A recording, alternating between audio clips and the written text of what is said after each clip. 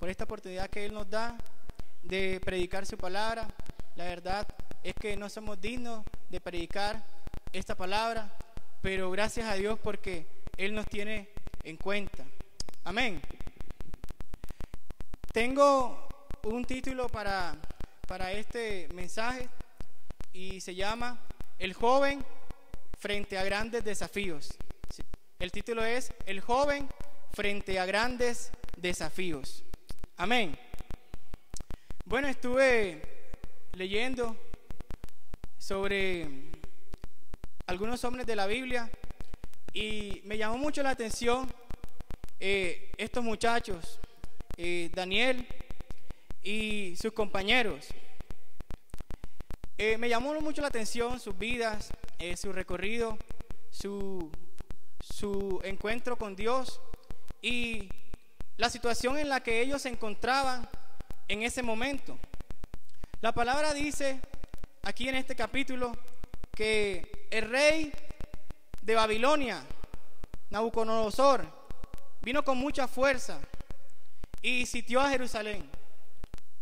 Él invadió esta ciudad y se llevó cautiva toda la gente, se la llevó a Babilonia. Hay que tener en cuenta que en ese momento que este rey hace eso, el pueblo de Israel estaba viviendo una situación bastante complicada. Su rey y su gente se habían alejado de Dios. Y siempre que Israel en el Antiguo Testamento se aleja de Dios, siempre venía un imperio, llegaba, los sitiaba, los invadía, había mortandad, había pobreza, sufrimiento, y se llevaba a la gente para su tierra y estaban de esclavos. En ese momento Israel estaba pasando por un momento espiritual bastante penoso y ellos se habían olvidado de Dios, y entonces Dios permitió que este rey los invadiera y se los llevara para Babilonia. Entre esa gente que el rey Nabucodonosor se llevó estaban estos muchachos, Daniel y sus compañeros. La Biblia dice, aquí en estos primeros versículos, relata cómo llegaron ellos a Babilonia. Y también relata que el rey estaba buscando muchachos que fueran entendidos, muchachos de buen parecer, y pues se encontró con ellos. Y no era casualidad de que los escogieran a ellos, sino que estos jóvenes, en medio de su pueblo y en medio del imperio predominante de ese momento, marcaron la diferencia. En la vida escuchamos por lo general la palabra desafío con bastante frecuencia. A través de los medios de comunicación vemos hombres que alcanzan grandes hazañas. Vemos incluso realities de desafíos. Incluso vemos hombres que se van para islas desiertas y como a enfrentarse contra ellos mismos, contra la naturaleza, para sobrevivir. Para ellos en ese momento es un desafío enfrentarse a ellos mismos y a la naturaleza, sobrevivir sin alimentos que nosotros normalmente estamos acostumbrados a consumir, a estar en situaciones climáticas extremas.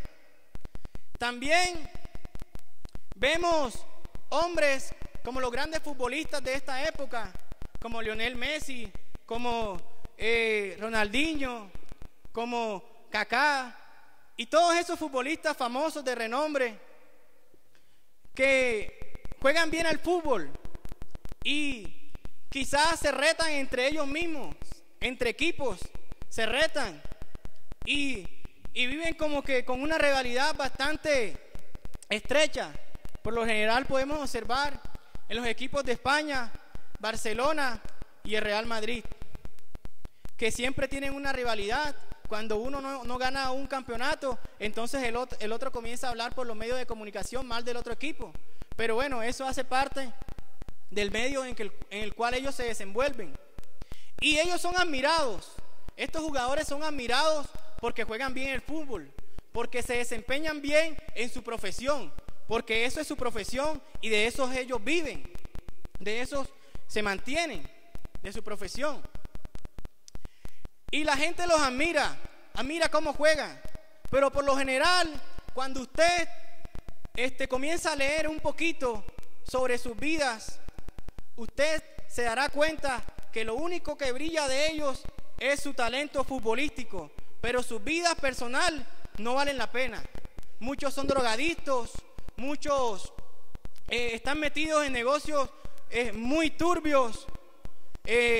Muchos de esos jugadores son personas que de verdad no representan un ejemplo a la sociedad. Y la gente los admira, la gente los respeta, porque ellos tienen una imagen y esa imagen es lo que vende en ese momento. Amén. Entonces, ellos están en ese medio, ellos aman al mundo, pero nosotros somos diferentes. Estos jugadores, estas grandes personalidades de este mundo no tienen una identidad definida, porque ellos viven según las corrientes de este mundo. Y es cuando la palabra dice que no améis al mundo ni las cosas que hay en este mundo. Amén. Hacia el año 600 antes de Cristo, Babilonia, como ya lo dije anteriormente, fue sitiada. Y su rey y su gente fueron cautivos.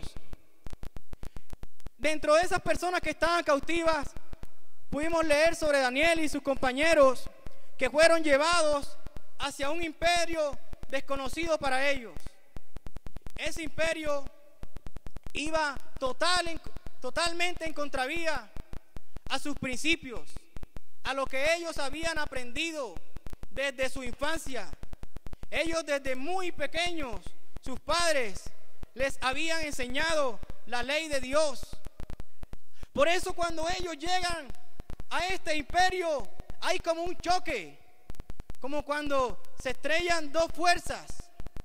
Está la fuerza del imperio babilónico arrasadora, con sus corrientes, con sus costumbres paganas, con sus ídolos y con todo eso que lleva un imperio grande y predominante de ese tiempo.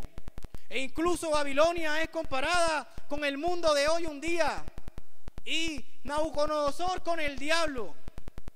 Pero no vamos a detener en eso. Vamos a detenernos en lo que llevó a estos muchachos a marcar la diferencia en su generación. Lo primero que ocurrió cuando estos muchachos llegaron a Babilonia es que inicialmente les cambiaron el nombre.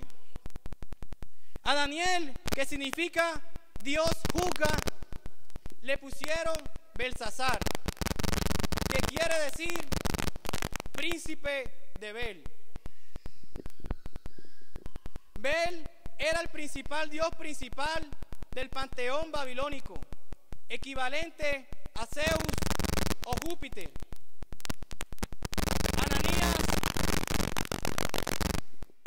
Ananías, que significa Dios es misericordioso, recibió el nombre de Sadrach, desfigurado. Azarías, que significa Dios es mi ayuda, lo llamó Abed-Nego, esclavo de Nabú. Nabú era un dios babilónico de la sabiduría y la educación. Y Misael, que significa Dios es la salvación, le cambiaron el nombre por Mesad, que significa quien como Acú, que era el dios de los esclavos de aquella ciudad pagana.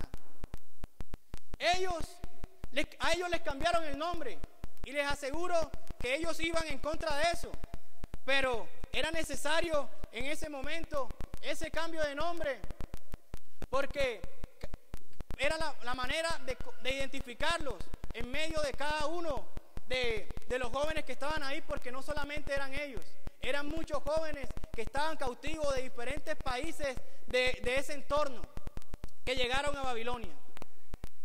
Inicialmente se enfrentaron al cambio de nombre, luego se enfrentaron a algo también muy importante. La Biblia dice que ellos no aceptaron comer de la comida del rey. La Biblia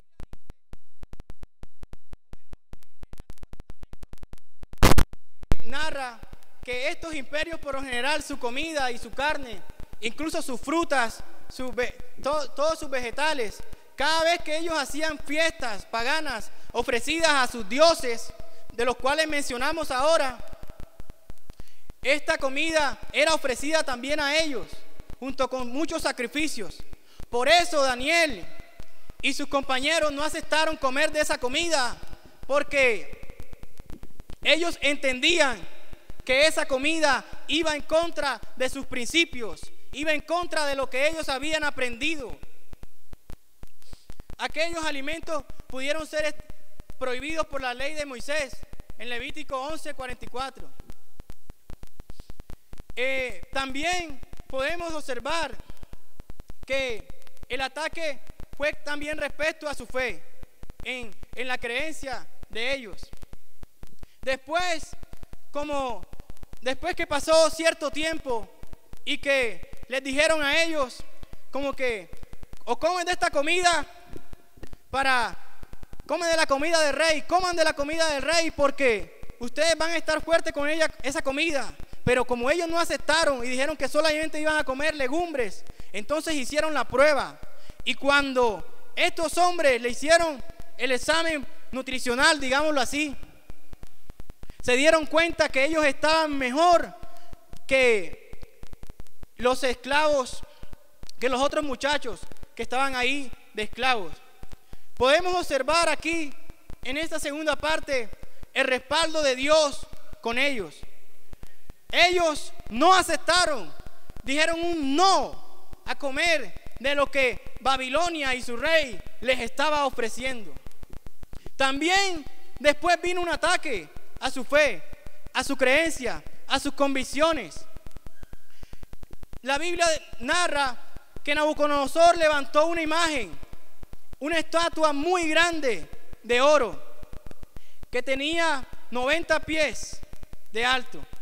Y ahí describe la altura, su ancho, que era de oro. Era una imagen muy majestuosa. El rey Nabucodonosor quería con eso que todos los pueblos que estaban ahí se doblegaran frente a esa imagen. Quizás todos lo hicieron. Todos los pueblos fueron arrastrados tras esa decisión, porque el que no lo hiciera tenía consecuencias nefastas para su vida.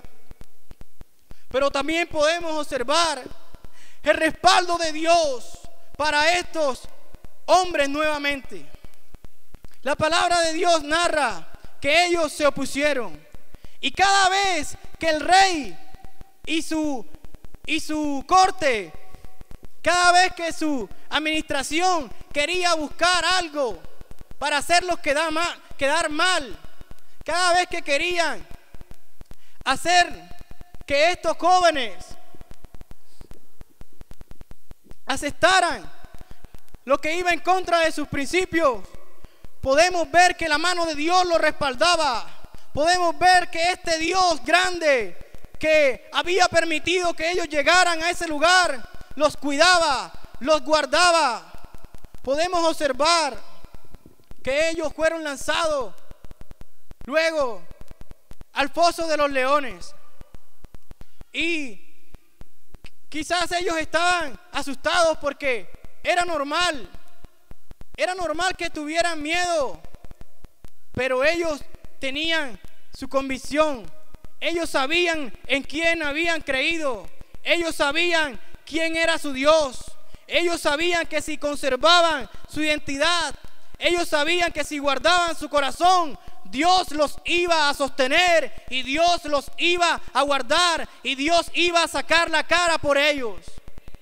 Entonces ellos fueron lanzados a ese pozo, y en medio de ellos había uno semejante al Hijo de los dioses, dice ahí en ese texto. Y podemos observar que estos hombres, Dios los guardó, Dios los sostuvo. En este medio en el cual nosotros nos movemos, en la actualidad, este mundo se asemeja mucho a la Babilonia de aquel tiempo. En tu colegio, en tu universidad, en tu trabajo, en tu entorno donde tú te mueves a diario, se asemeja mucho a Babilonia. Este mundo te ofrece cada día muchas cosas muy atractivas. Al parecer son muy atractivas. Pero la Biblia dice que hay caminos que a los hombres, que a nosotros nos parecen buenos, pero su fin es camino de muerte. Entonces, lo que al parecer es atractivo y es especial y nos llama la atención, no tiene un fin muy bueno. Pero lo que no parece tan atractivo, lo que no parece tan bueno, lo que quizás no nos gusta mucho, es lo que verdad nos va a llevar a la vida eterna. Aleluya, diga gloria a Dios. Nosotros en este tiempo también podemos marcar la diferencia como Daniel y sus compañeros. Quizás no hay un edicto real que nos mande a hacer algo o a hacer lo otro, porque en este momento no estamos cautivos, somos libres de hacer lo bueno o hacer lo malo. En este tiempo no hay un rey con un látigo, no hay un ejército, pero en este tiempo hay algo que siempre está en contra de nosotros.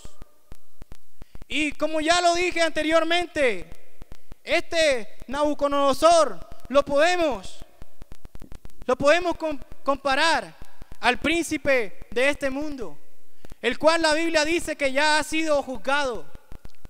Este personaje siempre anda como león rugiente buscando a quien devorar, y anda pendiente de lo que hacemos, de dónde estamos, buscando la manera de que tú caigas.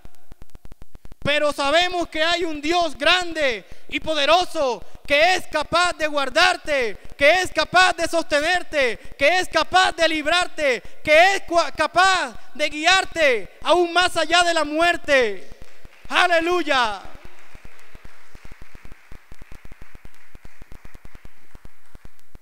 Estos jóvenes no solamente fueron cautivos con el rey Nabucodonosor, también con el rey Darío.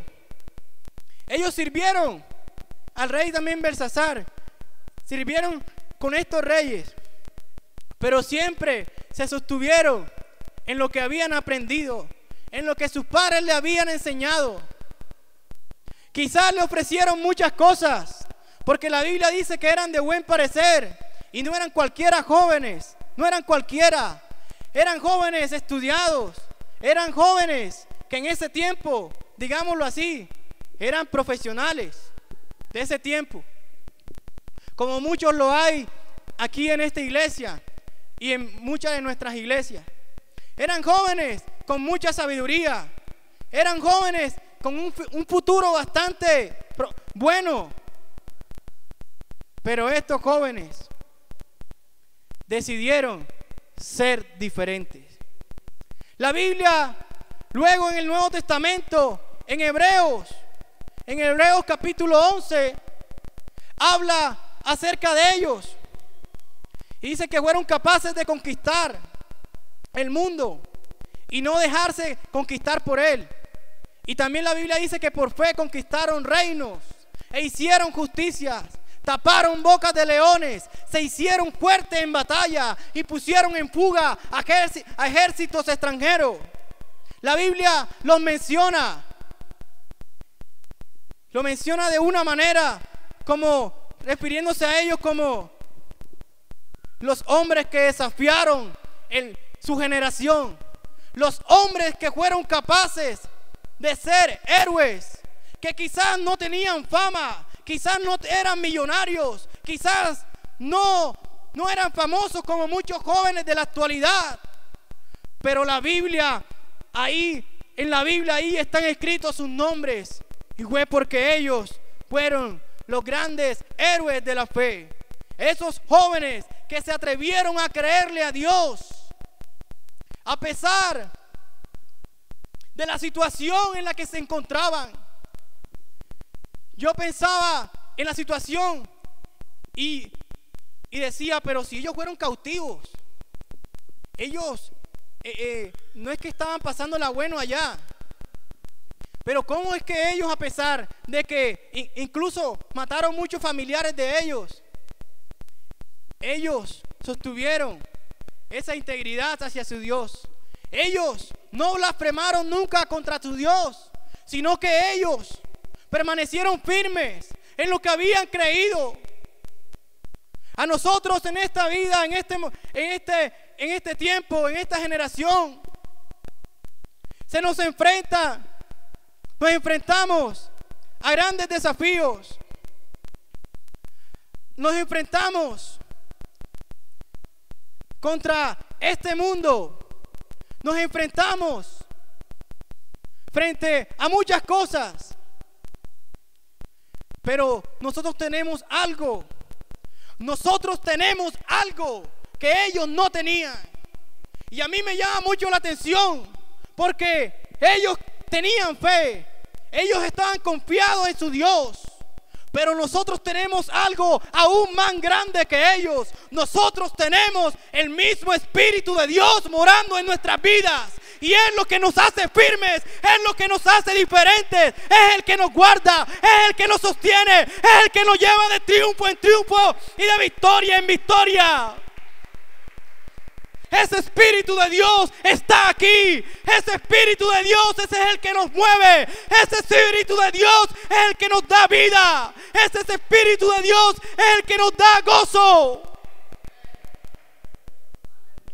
Ese Espíritu Santo de Dios está aquí. Aleluya. Aleluya. Así, querido joven que me escuchas en esta hora, a diario nos enfrentamos, a diario nos reta este mundo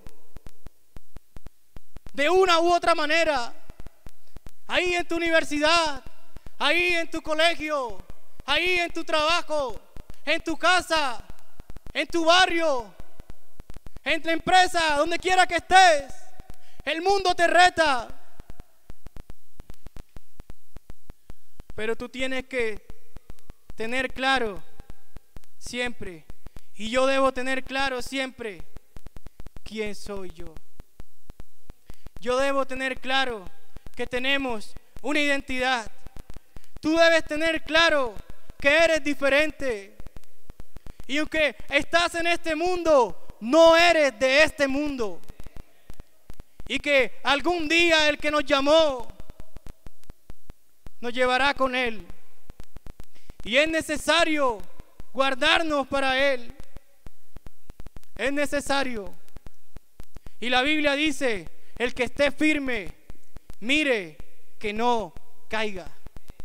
Porque quizás creemos que porque tenemos muchos años en la iglesia, no podemos caer en la tentación, o no nos podemos equivocar. Pero mentira. ¿Sabe qué, querido joven?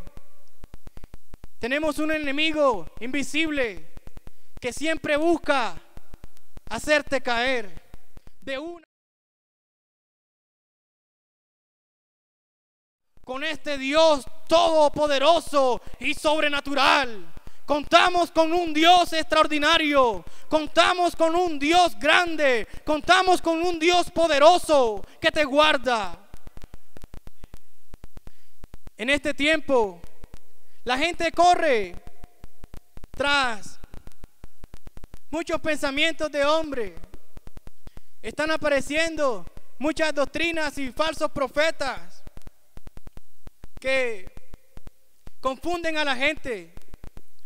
En la actualidad, casi toda la gente a la cual usted se acerca es cristiana, es creyente, creen algo y dicen que están bien. Y es complicado a veces acercarse a esa gente, porque enseguida cuando uno le dice algo, uno se enfrenta con una pared y de ahí ya uno no puede pasar. Ya todo el mundo es cristiano, ya todo el mundo cree en algo. Y da tristeza esas personas así, porque el día que venga nuestro Dios, Él llamará a cuenta. Y la Biblia dice que el que no se haya inscrito en el libro de la vida será lanzado al lago de fuegos. Así que si tú no te has bautizado en el nombre de Jesús, es necesario que tú te hagas bautizar, querido amigo que me escuchas en esta noche. Porque si no, tú estás en el mundo sin identidad, porque no tienes el nombre que es sobre todo nombre invocado en tu vida. Yo le invito a que se coloque en pie. Vamos a orar en esta noche.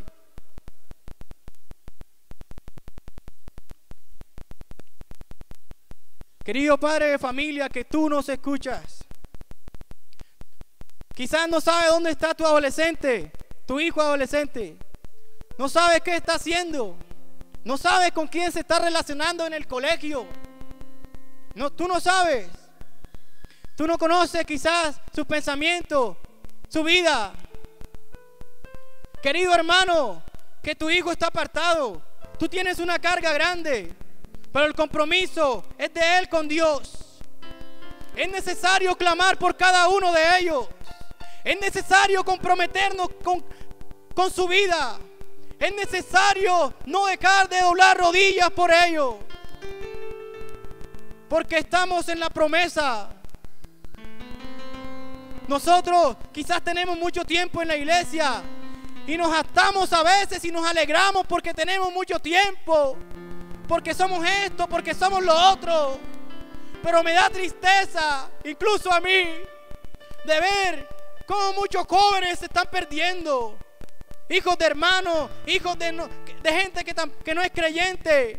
Jóvenes, multitudes de jóvenes arrastradas tras la Babilonia de este siglo, tras las corrientes de este mundo.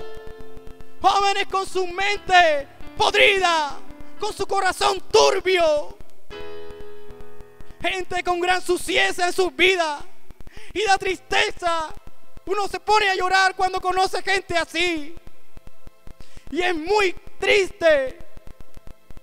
Pero nosotros tenemos algo grande. Nosotros tenemos algo poderoso. Nosotros tenemos algo extraordinario. Y es esta palabra poderosa y viva, capaz de transformar, capaz de vivificar, capaz de levantar, capaz de hacer una nueva criatura. Y aquel que le dijo a la muerte: muerte, yo seré tu muerte, está aquí y puede hacer algo grande en tu familia, en tus hijos, en tus sobrinos, en tus primos y en tu vida. Aleluya. Vamos a cantar al Señor en esta noche. Y si usted quiere pasar aquí a este altar a orar por su hijo, por su hija, por un familiar, incluso por